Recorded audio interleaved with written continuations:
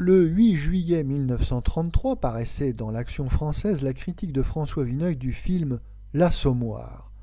Texte intégral. La boutique de la blanchisseuse Gervaise est éclairée à l'électricité, et ses ouvrières sont coiffées à l'indéfrisable. Le forgeron et le couvreur ont sacrifié la moustache gauloise, sans laquelle un naturaliste n'aurait su concevoir le prolétariat. Mais, à ces détails près, le cinéma eût fait ses premiers pas en 1875 que le film de M. Gaston Roudès n'eût pas été plus gauche, plus primitif, sans rien dans ce terme qui pût évoquer quelque frustre et populaire saveur. Si Zola, le plus démonétisé de tous les écrivains du stupide 19e, conserve la faveur des cinéastes, c'est que ces derniers sont presque tous, chez nous du moins, les rejetons de cette prétentieuse ignorance gratuitement et laïquement propagée par la République.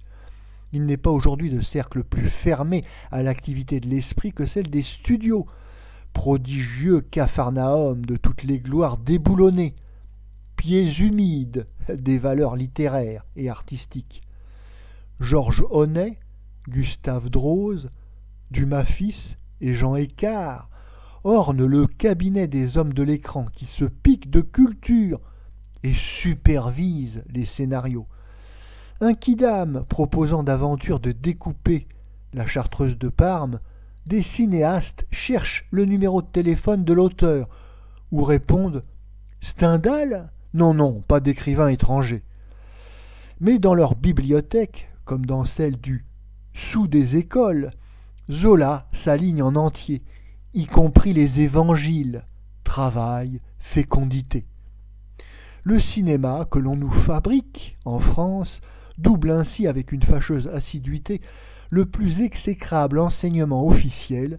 Il est lui aussi responsable de la cuistrerie grandissante dont les principaux objets sont de barrer la route, aussi bien aux scènes audaces de l'art qu'au spectre de la réaction. Décide-t-on, dans une maison de production, un film de haute tenue, vite, l'on passe en revue la rangée des pesants bouquins jaunes. Les titres se font rares qui n'ont pas été employés. Il n'a pourtant guère porté chance au cinéma, feu Zola. Exceptons 2 ou 3 tableaux de la Nana de M. Jean Renoir et de la Thérèse Raquin, fort librement adaptée d'ailleurs, de M. Jacques Fédère.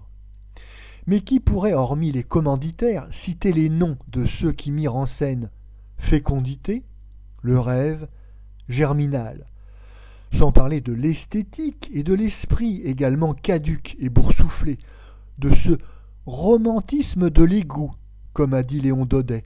L'effroyable densité de cette prose est irréductible en langage cinégraphique. À plus forte raison quand cette illustration est confiée à M.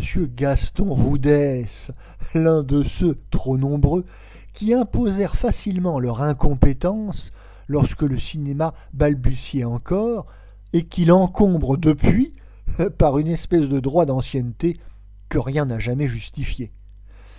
Il paraît que l'Assommoir est le moins illisible, pas pour nous, des Rougon-Macquart.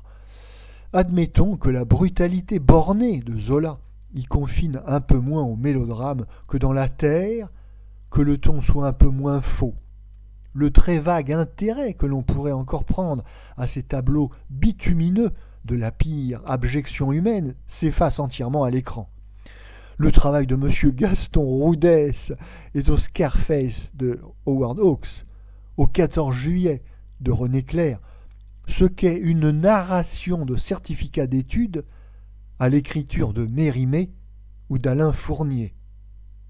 Voici par exemple le banquet chez Coupeau. Il y a 30 personnes en scène. On divise ces figurants en une douzaine de petits paquets. La blanchisseuse Gervaise est du premier lot, en commençant par la droite. Elle dit son mot dans le style que l'on devine. Silence, raccord, on roule la caméra 3 ou 4 pas plus loin. Madame Poisson s'avance en premier plan, donne la réplique. On coupe, on va recommencer devant le forgeron Gouget. Au bout de 10 minutes, la promenade est achevée. Cela, c'est le mouvement selon M. Gaston Roudès. Mais le plus souvent, la méthode est encore plus expéditive. On cale l'appareil, on le braque sur quelques points de décor insignifiants, et les comédiens s'aiment, s'injurient, se rossent, s'enivrent ou meurent, avec l'unique souci de ne pas sortir d'un champ de 2 mètres carrés. Mieux encore, lorsque les auteurs, barbotant jusqu'au ventre dans leurs fangeux scénarios, désespèrent d'atteindre jamais le dénouement, ils installent carrément l'interminable bouquin sur un pupitre et photographient un index feuilletant les pages d'où s'échappent 1 ou 2 cartes postales. Noces de Coupeau, guinguette banlieusarde, tandis qu'une voix caverneuse de réunion électorale déblaye les épisodes. La déchéance de Coupeau devient à peu près inexplicable, mais l'on se garde bien d'oublier les intermèdes chantés, valse des modistes, couplet du croque-mort, détaillé en gros plan avec le naturel d'un choriste du Trianon lyrique. La distribution comprend quelques acteurs de mérite qui ont défendu de leur mieux leur réputation sur un plateau où tout allait certainement au hasard. Mais aucun personnage ne prend quelque relief, faute de temps, de répétition, d'un lien quelconque entre les protagonistes et le plus falot des directeurs. Si M. Daniel Mindaille a quelques instants de bonne mimique, toutes ses intonations sont stéréotypées, monotones. Sa scène du délirium très mince, dont M. Gaston Roudès attendait certainement monts et merveilles, est sabotée par de ridicules surimpressions. Le moribond, comme il est dit dans les traités cliniques, voit des rats, des flammes, de l'eau qui monte autour de lui. Ces hurlements hallucinés dans la nudité du cabanon pourraient être tragiques. Mais les rats se mettent à pulluler, le brasier à crépiter sur l'écran. On attend, pour juger à sa valeur, Madame Line Noro, qu'elle ait à trouver un rôle convenable, mais on craint fort que son aptitude à se faire une face de pierreuse agonisante ne la confine dans les plus mauvais mélos. Monsieur Alexandre Hinault, dont on n'a pas oublié la magnifique composition dans la tête d'un homme, est probablement le seul qui ait essayé de prêter à son rôle, celui de l'honnête forgeron Goujet, une physionomie moins conventionnelle. Sa stature, ses grands traits, sa voix profonde, toute cette force mâle qu'il sait contenir et qui n'est pas celle du trop bel athlète fabriqué en série par les sports, destine certainement M. Alexandre Hinault à prendre dans notre cinéma une place qu'on ne lui disputera guère. Il est fait comme personne pour y jouer les simples, embarrassés tragiquement ou burlesquement de leur puissance physique, tous les plébéiens et sommaires qui sont trop dédaignés chez nous. M. Alexandre Hinault est un excellent comédien, formé à la bonne école de M. Jouvet, mais il bat l'enclume comme un comédien. Conseillons-lui amicalement d'étudier les compositions des films américains et surtout de regarder autour de lui.